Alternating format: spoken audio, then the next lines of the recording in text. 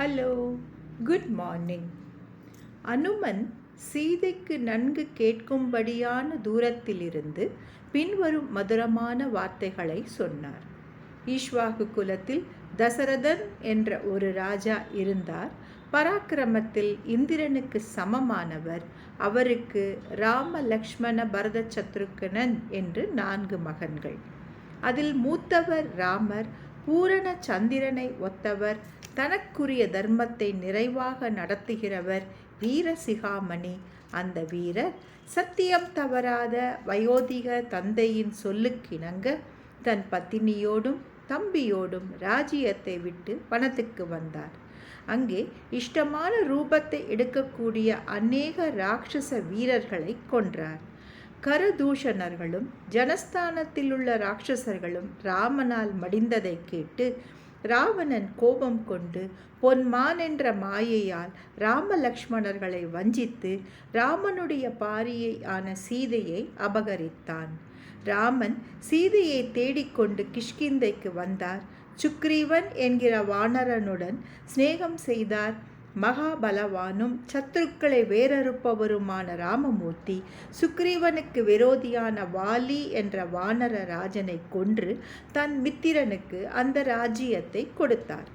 பிறகு சுக்ரீவன் தனக்கு உட்பட்ட வானரர்களை கட்டளையிட நினைத்த ரூபத்தை எடுக்கக்கூடிய அந்த ஆயிரக்கணக்கான வீரர்கள் சகல திக்குகளிலும் சீதையை தேடுகிறார்கள்.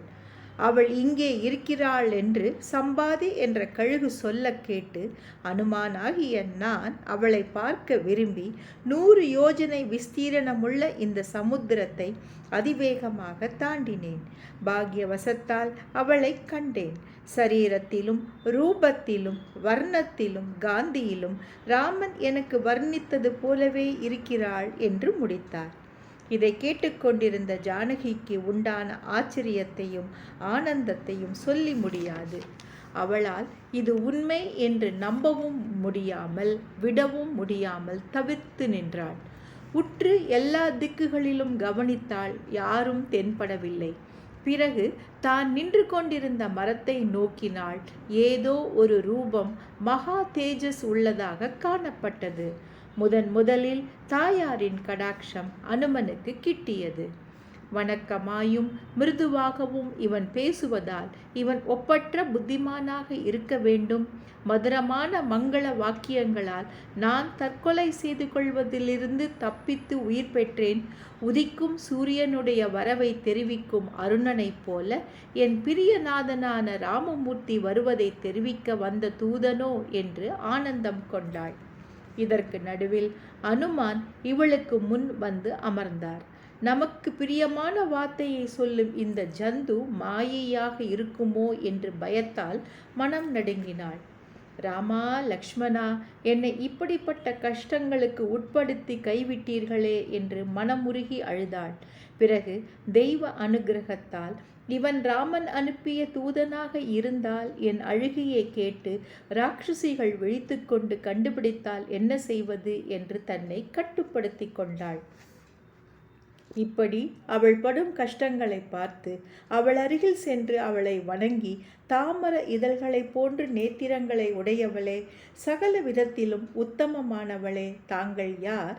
ஏன் அழுது கொண்டே இருக்கிறீர்கள்? தங்களுக்கு ராஜ லட்சணங்கள் நன்றாக பொருந்தி இருக்கிறது. சகல மங்களங்களுக்கும் இருப்பிடமாக இருக்கும் தாங்கள் யார்? ராவணனால் கபடமாக எடுத்து வரப்பட்ட சீதையாக இருந்தால் தங்களுக்கு சகல மங்களங்களும் உண்டாகட்டும். தங்களை பற்றி தயவு செய்து கூறுங்கள். வனத்தில் வசிக்கும் தபஸ்விகளின் வேஷத்தை கொண்டிருக்கிறீர்கள்.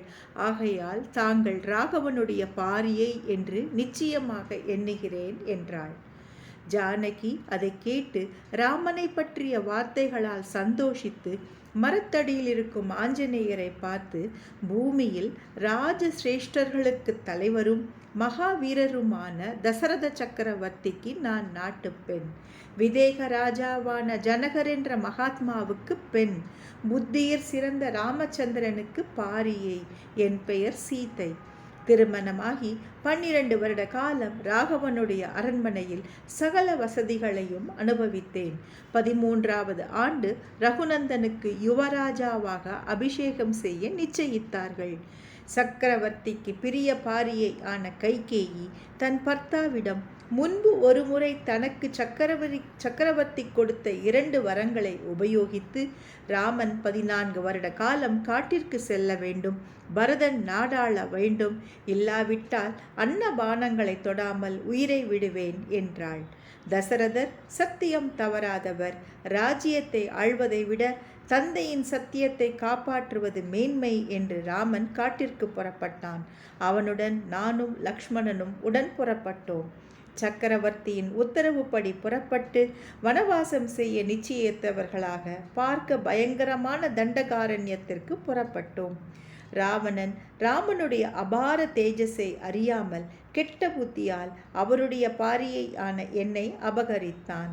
அவன் கெடுவிட்ட காலத்தில் இன்னும் 2 மாதங்கள் இருக்கின்றன, பிறகு நான் உயிரை விடுவேன் என்றாள். Thank you. Have a good day.